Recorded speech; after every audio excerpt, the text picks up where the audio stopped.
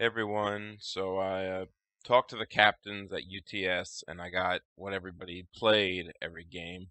And so I made a little chart that you can see that shows, how much of each master was played. It's color coded by faction. I believe McMorning's the only cross-faction master that was played in both factions. And I'm just here to talk about what we see. I'll make some comments on it because I'm obviously some things might stick out to people, and then you go, why is that? And there's a reasoning for a lot of like some of the little things, and then we'll just see, how does this affect, what's the game state, I guess you could say, or the Northeast meta. Now, most of these guys, almost all of them, but like one are Northeast guys. A lot of top guys went to this tournament. I mean, it is a team event, so that first of all, let's talk about that. That really does impact master choices, in my opinion, because we would get first off, pairings are kind of random. Masters beforehand. You can kind of get people into games they want to play. So depending on where what the tables were like, you could get somebody in a reconnoiter easily.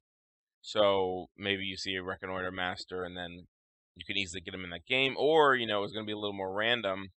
So you need more of a generalist to go across, because it really, if let's say, put it this way, if the two games that was going to be random were interference and reckoning, right? That's very difficult for like Sommer, in my opinion, because he's great at interference, but reckoning is probably worse. So can you really send me across with Sommer if those are the two matches I could get randomed into? No, there's other ways to mitigate that, and I can play other matchups and other masters, but that's just an example of how, you might need like a Sandeep type to go across because he's pretty good at both of them. I still think even if this was a solo tournament, none of this is that shocking to me. Um, so let's look. We got Outcast, we got 7 Hamlin, 7 Levy, 3 Terra, 5 Parker. So straight away, the 5 Parker is a guy who like only plays Parker, and he's only played like 6 games of Malifaux, and he lost, I think, almost every game. He won one game, I think, maybe two. I don't know. Anyway, he was on like one of the bottom teams. He just only had Parker, so I mean, that can be wiped away as it's one guy who doesn't know anything else. Hamlin mainly played by the team that won. He played 4 of those games. Levy, one guy played 5 of them.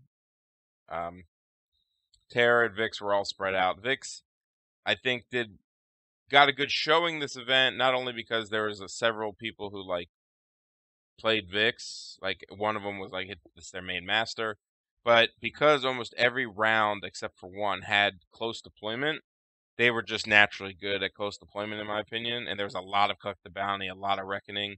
I think they just ended up being a good like skewier matchup in this type of tournament, where they could get into the good matchups, and if they know what master they're against, they could probably plan for it better.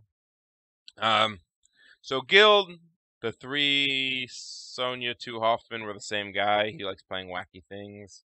Perdita's McMorning. McMorning was one guy. Nelly, one guy took 5 times. There might have been 2 people that took 5 times Nelly. Not too shocking. I'm probably more shocked that Perdita saw play than anything. You're always gonna get, if somebody doesn't play Nelly, like Rob Kopp, who played the Hoffman Sonya, doesn't play Nelly now, so he's obviously not going to use her. So it's interesting that Guild were pretty varied, even though I think they are heavily, Nelly's the best by far. Neverborn, 13 Kaladi, 5 Pandora, 5 Dreamer, 7 Lilith. This is not shocking at all. Kaladi, I think, is their best master. I think Neverborn can have some trouble in the pairing process, because knowing what master's coming is pretty nice, in my opinion, when you face them. Um, but also knowing what you're against is pretty nice for them. I think it just happened to be Kaladi's very good at something like Huck the Bounty and stuff. So now the Dreamer picks are interesting. I know he's good, but I don't know. Pandora, I think one guy played like 3 or 4 Pandora. Lilith, everyone loves Lilith. So I mean, those are pretty solid numbers. Nothing shocking there. Usually it's a lot of Kaladi mixed with 1 or 2 off Dreamer, Pandora, Lilith, depending on the scenarios. Rezzers, Garai, 8 games. Sheamus was morning, Riva, Molly. So I think there was a heavy Molly player. A lot of Riva, obviously. Some people almost soloed Riva. I think Riva Karai were the big ones. Like, people played a couple of the other ones, but as far as the top teams, and oh yes, that's a good comment. So I should have made a chart for this, but if you look at just the top teams, like say the top 4 teams is probably easy enough. Like, no one played Molly or Sheamus in the top 4 teams. It was all the other 3. No one no one played Shill, Parker, or Tara, or Levy. No, Levy, yes. No one played Shill, Parker, Tara on the top 4 teams. Maybe one game of Tara. Nelly was the top guild person. I don't think. I think there's only one guild in the top 4, and I think it was all Nelly. I don't know, for Neverborn it was a pretty good mix. If you look at arcs, it's Sandeep, Marcus, Raspy. The top 4 teams, actually all 3 of them had Arcanus. It was 5 Sandeep, 5 Marcus. So it probably would have been more Sandeep if my Arcanus player had played him. So my guy was Mike Kengle from West Coast. He played Neverborn over at ITC for us, but for this event we had him switch to Arcanus, and he did paint Sandeep, but he didn't get really any games in with him, so we told him just to go solo Marcus, and it ended up fine. He went 3-1-1. I can't complain about that. But if we had Sandeep, we would have played more Sandeep. So yeah, it's not shocking that pretty much all the Arcanists played Sandeep heavily, and it would have been more if we had a player. This is why, like, when you talk it out, it's kind of interesting. The meta snapshot of Outcast is very different if I tell you one guy doesn't really play the game and all he had was Parker, and you take those 5 games of Parker out, right? Because really, honestly, no one even considered him from the top teams. Just a thought. 10 Thunders is mainly the Shen show. A lot of collect the bounty, a lot of sniper lists. The one Lynch game was one of our guys who lost it. It's whatever. Wanted to try it. McCabe was popular. I'm not sure what he was played into a lot, but it's the Shen show in this kind of scenario. Shen can do everything, so I mean, I'm not shocked that Shen. I'm almost shocked Shen didn't get more, if anything. Gremlins. Well, I would say it's a nice mix. It's obviously the big 3 masters. I mean, I don't think anyone had any inclination of ever taking a Ulix. Maybe one guy I talked to would have taken Ulix if he had the card, like he forgot the cards or something. But it would have just been a bad idea. I mean, it would have been fun for him, but it would have been bad probably for the overall. He did play all summer, so I don't. Actually, I will say one thing. There was one guy that played all summer, but most of the Gremlins actually switched it up probably the most. Like, a lot of us, I think almost everybody but him played at least 2 or 3 Gremlin Masters, right? Most Gremlin players actually played 3. They played Sommer, Wong, and Zip. I myself played 2 Sommer, 2 Wong, 1 Zip. So I think a lot of that had to do with the pairing process of this tournament, because there was a lot of collect the bounty, and I didn't want to play into it as Sommer, and I know a lot of other people didn't. So I think we took Wong and Zip just in case we got paired into it. So that's my thought on that. I think there would have been more Sommer. I would have played more Sommer if I felt like it was a better choice in a lot of the scheme pools. Like, there was a scheme pool with like a bunch of hunting party shit, and then one without a lot of no interactions. There's one with no schemes, so it's like, why take Sommer? Even though he can non-scheme, but I was like, Wong just probably can do it, just kill shit. It was like a kill shit one. So I think those were definitely skewing some of the results, especially like some of the Vicks. But yeah, I mean, I'm not sure if I'm shocked by the results. I'm always shocked, like, but the thing is, with there's only 4 Arcanist player, right? So if one player goes all Marcus, he's automatically 25% of the tournament. If 2 players go all deep, he's automatically 50%. If anything, it's interesting how Arcanist, the 3 guys who were in the top 4, so the one Raspy guy, I don't know what he came in, probably close to last. He wasn't last, but he was down there. Everyone else soloed their master. They didn't switch it up ever. the Gremlins, a lot of Gremlin players, or 6 Gremlin players, they were all over the place as far as like what teams they were on. The summer guy was on one of the lower teams. I think he said he didn't win a game, but that happened. Um, so Gremlins, like, I wouldn't say that it's a healthy mix, but this is what you see everywhere. I mean, I went to Capital City Meltdown, which is also an East Coast tournament, and there were like 6 Gremlin players there, and I don't think anyone played non these 3 masters. Like no one even like it's not even no one walks up to the table and considers one of the other 3, the other 5. I don't. I mean, and you all know that if you listen to my podcast, you know I don't ever play the other 5 masters, and don't think you need to be competitive in Gremlins at all. And some people say you can play all Sommer, and I think you can play 80% Sommer and be fine. Arcanist, same thing at Capital City Meltdown. The top 2 uh, Arcanist players played 9 CN Deep and 1 Ramos, and it was an interference where he used the Ramos. And I think Ramos is kind of shitty in this team format because you know he's coming, and so it's a little easy. And like, there's no beast Ramos list, right? You kind of have to take the Joss and the Spiders because he summons them shit. So a little, you can anti-armor him a little bit more. You know, that's one thing I think is strong about Arcanist in like normal play is you don't know if you're getting Marcus or Ramos type on all beasts with no armor or like an all armor list, so you can't really skew heavy one way. Nowadays you pretty much just get deeped and Windgammon, so it's not that special, but it's more like you can't stop that anyway. But in team formats, you know, if you know Marcus is coming, you know he probably has beasts. I still think Marcus was good. He ended up playing well.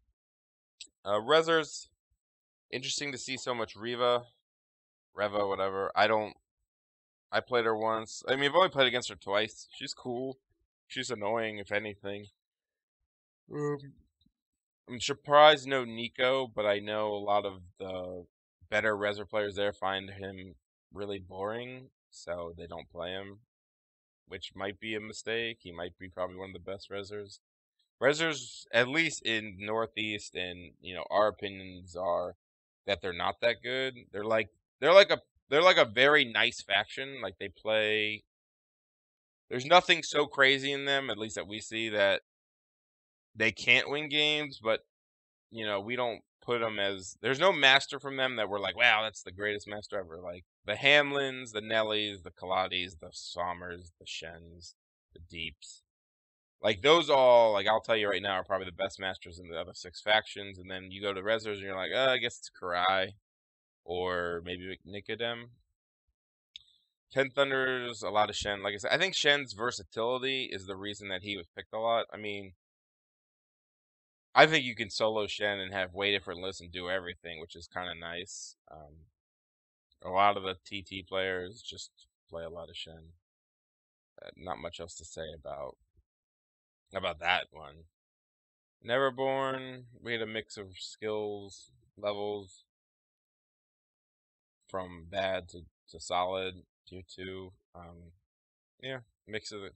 So let's just do a quick look over here. So every faction has 8 masters. Is that correct? I think that's correct. So 7 of the 8 were played. 6 of the 8. So who wasn't played? Okay, let's look at who wasn't played.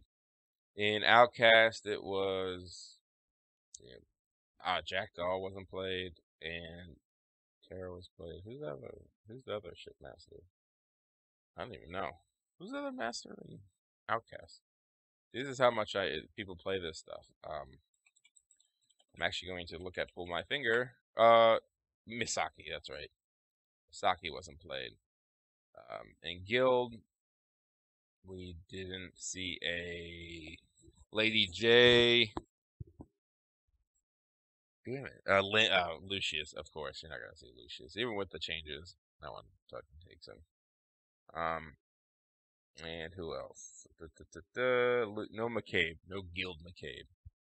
Neverborn. No Zoraida. No Lynch and because he sucks there. No Lucius, of course not. No Titiana. I don't know why, but maybe they don't play her. We didn't see a Nicodem, which was probably the most shocking, if anything. and no Yenlo, and no Terra, no Rezo Terra. Arcs, I mean, you didn't see anybody pose for, so no Colette, uh, no May, no Ramos, no Karis, no Ironsides. Not shocking. The good, the Sandeep pool is probably 3 really good players and one, I don't think, guy that wasn't that experienced is what I hear. So I'm not shocked that you only saw the 2 good masters there because you get a spread if there's more like weaker players. Like the Outcasts had very skewy. Like there was like some good Outcast players, some okay Outcast players, and then some newer Outcast players. So you see a spread at masters. Um, Shen or Ten Thunders. Who did we see? May. Yan Lo wasn't played. Brewery was never played. Masaki was never played. And then obviously Gremlins. Ma, Brewery, Ophelia, Ulix, Zoraida. Not shocking. I think there's a heavy influence in the Gremlins. A lot of the people there know me. And, this is not tooting my own horn, but a lot of them know me and I guess listen to some of my stuff. So it's not shocking that I kind of have influenced some people not to take some, like, anyone else. Like, if you want to win, you don't take the other ones. Maybe in the future, maybe Wave 5 will change that, but right now, it's unneeded. And as you can see, there's so much bitching on the forums about Gremlins, but it's whatever. We'll survive it. But yeah, that's kind of the interesting meta snapshot from the tournament. Still not sure if I'm surprised or not. Probably my biggest surprise is Nicodem wasn't played. And maybe more Nelly in Guild. I felt like a lot of the Guild players were they just play what shit they liked. They weren't like super hardcore, only play the best Fat Master because you're going to play Nelly if that's the case. But yeah, like I said, I think a lot of this was driven by the team tournament aspect. But I've seen a lot of the similar results in, like, this is not shocking for a East Coast, like, Capital City Meltdown, right? I don't know all the Masters played in Capital City Meltdown, but I guarantee you it's not that much different than this. It's not like I was seeing tons of Yan Lo and Brewmaster and Ma Tuckett at Capital City Meltdown. It was pretty much these Masters played, and probably less so of some of the Guild stuff and Outcast, depending on who was there. Like I said, what's like 4 players. If you took out 4 players from this tournament, you'd probably lose 6 Masters. Like, Parker, Hoffman, Sonia, Raspy, and Molly, right? Those 5 Masters were all played by like 4 players. Like no one else touched them. It was interesting how like if it wasn't for those 4 people, no one would even consider those 4 Masters. And obviously that makes sense with these small numbers. 4 people out of 40 is 10% of the people. But it's still interesting how, like, if it wasn't for these, like, it wasn't for the Hoffman player, no one would even have thought of Hoffman, and numbers would be even more skewed. Now, I think at least Gremlins are consistently people play those 3 Masters. So at least we got the big 3 in our faction. So that's something to be proud of, guys. But yeah, just a little interesting thing. Thanks for listening.